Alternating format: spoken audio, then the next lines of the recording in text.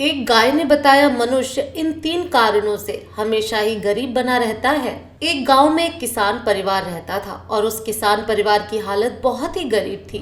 वह किसान दिन रात खेत पर काम करता और उसकी पत्नी भी उसका काम में हाथ बटाती थी। किसान की पत्नी गर्भवती थी। कुछ दिनों के बाद उसने एक बच्चे को जन्म दिया, लेकिन बच्चे को जन्म देने के कुछ समय बाद ही किसान की पत्नी मृत्यु को प्राप्त हो गई।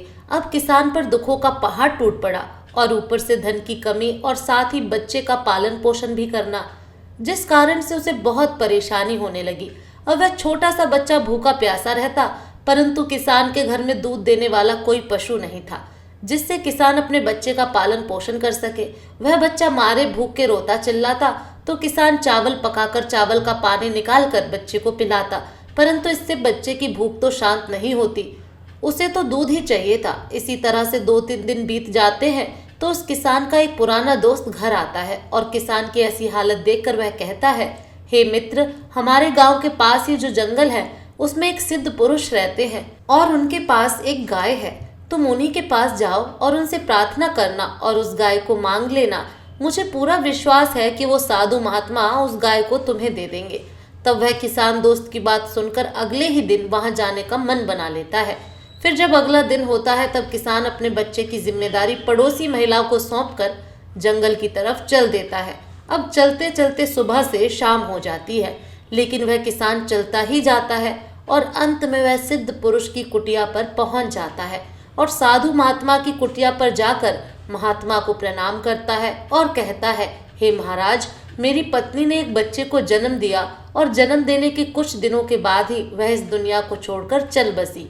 अब वह बच्चा भूख के मारे छटपटा रहा है और मैं उसका पेट नहीं भर पा रहा हूँ, इसलिए मैं आपके पास आपसे आपकी गाय मांगने आया हूँ। कृपा करके मुझे अपनी गाय दे दीजिए ताकि मैं बच्चे को दूध पिलाकर उसकी भूख शांत कर सकूं। तब साधु महात्मा ने कहा, हे किसान, मैं तुम्हें इस गाय को अवश्य दे दूंगा। तुम्हारे ऊपर जो विपत्ति आई है और जिस प्रकार तुम्हारा बच्चा भूख से व्याकुल है, मैं उन सब परिस्थितियों को समझ सकता हूँ। मैं इस गाय को तुम्हें दे दूंगा, लेकिन मेरी एक शर्त है। तुम इस गाय को अपने पास ले जाकर इसके खाने पीने और रहने का पूरा ध्यान रखोगे और समय समय पर चारा पानी देते रहोगे और सुबह अपने भोजन करने से पहले पहली रोटी तुम गाय को जरूर खिलाओगे, क्योंकि जहाँ गाय माता जाती है उनके पीछे पीछे सिद्ध के दाता और भाग्य के विधाता भी आ जाते हैं। इस गाय को ले जाने के बाद तुम इसकी सेवा करोगे और अपने भोजन करने से पहले इसे रोजाना एक रोटी खिलाओगे और इसे साफ स्वच्छ रखोगे, तब तुम्हारे घर में धन की कोई कमी नहीं होगी। मेरी एक बात हमेशा याद रखना कि जब तुम्हारी ज़रूरतें पूरी हो जाएं और तुम इस गाय का लाभ उठा लोगे तो यह गाय दूध देना बंद कर देगी। तब इस गाय को मत छोड़ना, अन्यथा तुम फिर से दरिद्र हो जाओगे। इतनी बातें मेरी याद रखना। किसान ने कहा, हे महाराज, मैं इन सब बातों का ध्यान रखूंगा। आप मुझे यह बताइए कि आप इस गाय के बदले में मुझसे क्या लेंगे। तब उन महात्मा ने कहा, मैं तुमसे कुछ नहीं लूंगा, मैं तुम्हें इस गाय को ऐसे ही प्रदान करता हूँ। मैं तुमसे कुछ लेकर क्या करूँगा, मैं एक सन्यासी हूँ और मुझे धन दौलत की कोई आवश्यकता नहीं है। यह बात सुनते ही किसान साधु महात्मा को प्रणाम करके उस गाय को लेकर अपने घर चला जाता है और उस गाय को चारा पानी खिलाने के बाद दूध निकालकर अपने बच्चे को दूध पिलाता है। इसी प्रकार से रोज सुबह शाम गाय की खूब सेवा किया करता था। बड़े ही अच्छे तरीके से गाय को नहलाता और भोजन करने से पहले गाय को रोटी खिलाता। अब किसान का लड़का धीरे धीरे बड़ा होने लगा और साथ ही वह किसान भी उस गांव का सबसे धनवान आदमी बन गया था और इसी तरह किसान का जीवन बड़े ही अच्छे तरीके से गुजर रहा था। अगर किसी कारणवश किसान को कहीं दूर जाना पड़ता तो गाय की देखरेख की जिम्मेदारी अपने नौकरों को सौंप देता और कहता कि गाय को किसी भी प्रकार का कोई कष्ट नहीं होना चाहिए और मेरे आने तक तुम गाय की देखरेख करना। यह कहने के बाद किसान चला जाता और लौटकर आने के बाद फिर से गाय माता की सेवा में लग जाता। कुछ समय बाद एक दिन अचानक गाय ने दूध नहीं दिया तो किसान ने सोचा कि हो सकता है किसी कारणवश गाय ने दूध नहीं दिया होगा, लेकिन अगले दिन वह फिर से दूध नहीं देती है। तो इसी प्रकार से गाय ने दूध देना बंद कर दिया। अब धीरे धीरे किसान का मन भी गाय की तरफ से हटने लगा। अब किसान ने गाय पर ध्यान देना बंद कर दिया। पहले तो वह गाय के पास आया करता, उसे चारा पानी खिलाया करता, लेकिन अब उसने धीरे धीरे गाय को देखना तक बंद कर दिया। गाय को पानी पिलाया है या नहीं, चारा खिलाया या नहीं, वह कैसी है कैसी नहीं, उसे कोई मतलब नहीं था। उसके इस व्यवहार के कारण वह गाय बहुत ही कमजोर हो जाती है।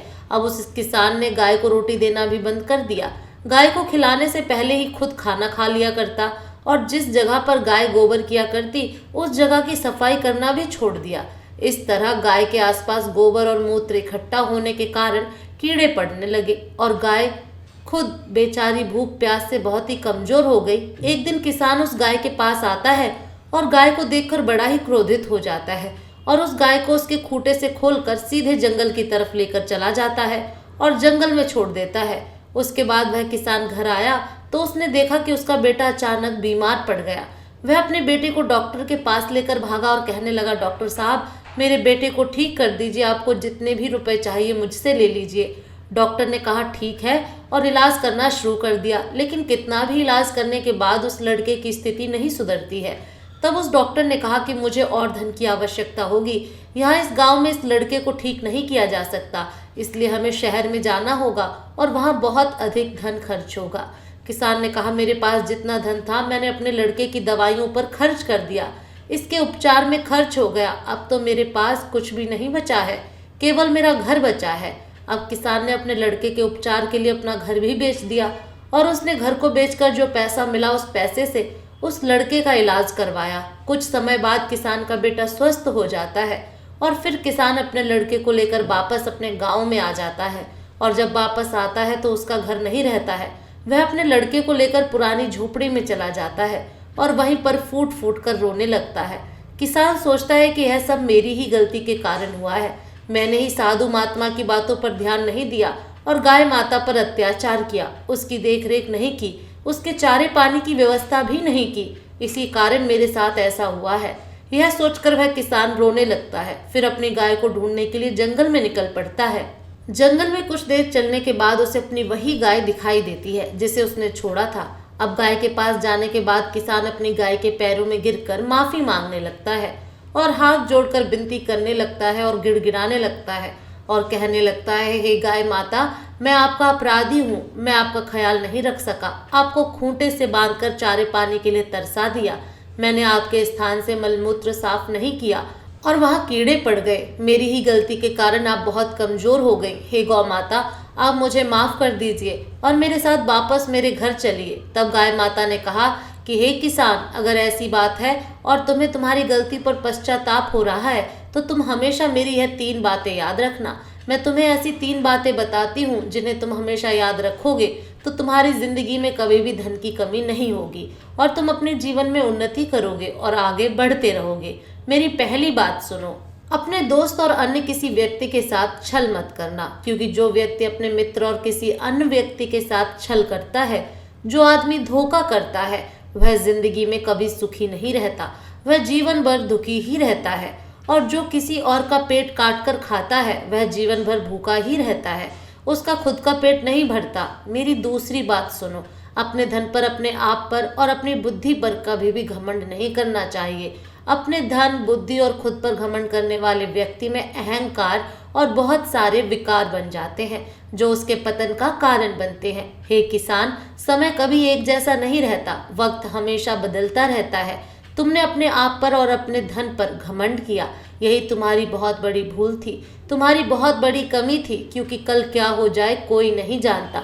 समय बड़ा बलवान है, समय अच्छे अच्छे धुरंधरों को धूल चटा देता है, इसलिए अपने धन पर कभी भी घमंड मत करना कि मेरे पास धन है तो मैं कुछ भी कर सकता हूँ। धन के साथ तुम्हारे अंदर अहंकार भी आ जाएगा और वही अहंकार तुम्हारे पतन का कारण बनेगा और तुम्हारे सोचने समझने की क्षमता को नष्ट कर देता है। मेरी तीसरी बात सुनो, अपने घर की कोई भी सलाह किसी बाहरी व्यक्ति से नहीं लेनी चाहिए। अगर घर में आपके बड़े बुजुर्ग जैसे अपने माता पिता मौजूद हैं तो उनकी मौजूदगी में आप उन्हें नज़रअंदाज करके किसी और से सलाह लेते हैं तो भी आपका काम सफल नहीं होगा। वह व्यक्ति आपके काम को बढ़ाने की बजाय आपके काम को बिगाड़ने में लगा रहेगा और आपको सही राय नहीं देगा। इसलिए अपने बड़ों और अपने माता पिता से किसी भी कार्य के बारे में राय जरूर लें। इन तीनों बातों पर अमल करोगे तो अपने जीवन में सदा उन्नति करोगे। किसान ने गौ माता की सारी बातों को बड़े ही ध्यान से सुना और कहा, माता, मैं आपकी सारी बातें मानूंगा, लेकिन कृपया करके आप मेरे साथ चलिए। तब गौ माता ने उस किसान को क्षमा कर दिया और क्षमा करके उस किसान के साथ उसके घर चली गई। अब किसान घर जाकर फिर से गौ माता की खूब सेवा करने लगा और इस तरह गाय माता फिर से अच्छी हो जाती है और उस किसान का घर धीरे धीरे करके अन्न धन से भरने लगता है। वह किसान फिर से धनवान होने लगता है और उसके घर फिर से वही रौनक लौट आती है। कभी भी गौ माता को अपना झूठन नहीं खिलाना चाहिए, इससे घर में बरकत नहीं होती है। दोस्तों, आपको वीडियो कैसा लगा कमेंट करके ज़रूर बताएं।